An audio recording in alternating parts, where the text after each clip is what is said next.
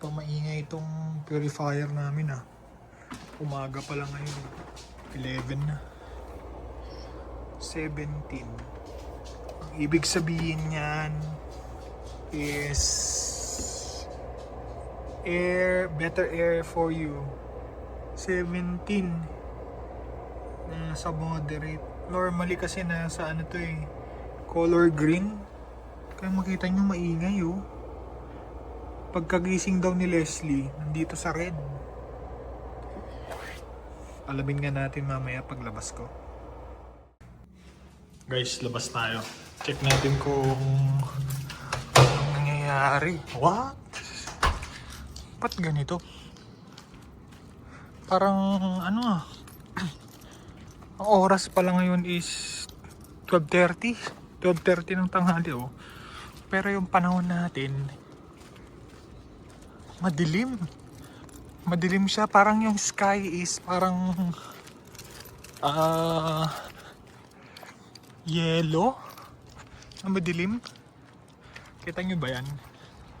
Parang may usok oh. Parang may usok. Parang fog. Parang fog pero yellow yung araw oh. Ano nangyari dito? So nabasa ko pala. Kaya ganito is parang matindi daw yung sunog sa may ano, sa may Northern Ontario. Bandang Quebec na siguro yun. Sabi mga bandang Quebec. Tapos nakaano sila, nag-notify sila ng orange warning. Sabi, kung may mga outdoor activities kayo na gagawin ngayong araw or may mga activities or events, is preferably kung pwede daw i-cancel kasi nga yung air is hindi maganda at hindi maganda, I mean bad quality of air. Tapos nakaka-affect sa health. Gusto nilang yun ang cancel nila. Pasok tayo agad guys. Kasama natin si Austin. Pinakita ko lang kung bakit ganito. Kita nyo ba yan? Oh, parang may cloud. Parang may hamog sa taas. Sana okay lang yung mga tao dun. Kasi tignan nyo oh. Parang makita mo yung usok oh, dito sa camera. Parang ay nasa air. Usok yan, usok. Malayo na. Malayo yung Quebec. Pero yung hangin kasi, syempre, pumupunta dito. Pasok na tayo guys. Kasi hindi daw safe. Magtagal dito sa labas. Orange yung level. Orange level warning. Na mag-improve na agad. Maya maya. Pero, ano daw to eh. Sabi ni Leslie parang hanggang Thursday pa. Thursday yung ganitong air. So hindi kami lalabas masyado. Masama yung air. Tara Austin, halika na. Pasok na tayo sa bahay. Mag-relax tayo, relax. Let's go. Namatay natin yung chef. Kasi nagluto sila eh. Easy. Basic. Ano na yun? Pinanalano mo? Lahat kami binigyan ng $25 Oh. gift certificate sa St. Tapos? Lawrence Market. Patingin. St. Lawrence Market. Ito, activity ng Tapos, company nyo. Tapos yung $20. 25. 25. Nabili ko na kasi ng cheese. Ano sa yung cheese mo? Nandun na, niref ko na. Cheese lang binili niya oh. Buti ba mga social na cheese. Tapos yung pinakamagandang sushi, binigyan pa additional $40. Nalaw yung sushi. So 65 lahat ng nakuha ko. Yung 25 pinambili ko na ng cheese. Saan yung cheese? Gusto ko makita. Hindi mo lang pinakita yung cheese? Nakita ko sa'yo kanina. Hindi eh, nag-aayos ako eh. Ito na. Pakita niya yung cheese. Pakita niya yung cheese. Siya lang kakain yan. Social itong mga cheese. Social. Pakita mo isa-isa. Paprikat na. Asan? Black truffle. Oh? Patingin? Truffle, ayun. Black truffle. Kakaiba, no? Gouda with black. 15? Bira. 15, ilang grams lang to? 200 grams. Huh? 15 to 100 grams?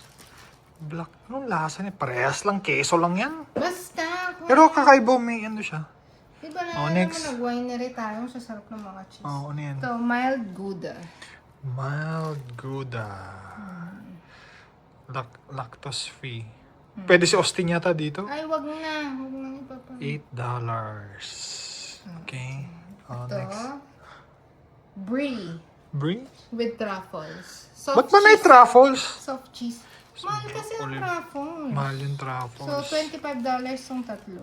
$25. Sa tatlo, guys. Ano, Olympic cheese. Mga pinagbibili nga. Titikman lang, titikim. Kung kakain ka, titikim Maganda mo. to sa wine. Pag Sa nag-wine wine. Ay, tayo sa oo. birthday. Sa birthday mo, no? Kapartner ng wine. Diba? Lakas ng purifier natin. Yellow. Umaga na pala ngayon. Poor air quality. So, ibig sabihin, ano, poor. Guys, ito itsura ng umaga. Tara, be. Tae pa yata. Amoy may sunog. Amoy sunog. Aho. Pangit ng air talaga. Meron pa rin konti, oh. Natatakpan ni araw, yun. Ish. Describe natin kung ano yung... Ay, good morning nga pala. Maaga pala ngayon. 8 o'clock. Kailangan ko ng papipiin at papupuin sa Austin. Kasi pupunta tayo ng vet. At kailangan niyang pumupuna. Kasi medical check-up niya ngayong araw. Lumipat na kami ng vet. Kwento ko sa ibang vlog kasi mahabang kwento eh. Pero yung amoy pala ngayon, yung nangyayari dito, yung i-describe ko yung amoy nung nangyayari dito sa Canada. Alam mo yung sa probinsya, yung nagsusunog sila ng dahon. Ganun yung amoy. Parang amoy sunog na dahon. Parang gano'n sa probinsya. Pero kung titignan nyo dun, oh, ma-foggy. Pero ngayon, mas malakas ngayon. Naamoy ko yung masakit. Sakit sa ilong. Bilisan natin kasi hindi siya healthy talaga. Amoy sunog. Sunog na kahoy na tree, ganun ba? Saka nag-warning na din, huwag na masyadong lalabas. Inaano ko lang si Austin na pumupo talaga.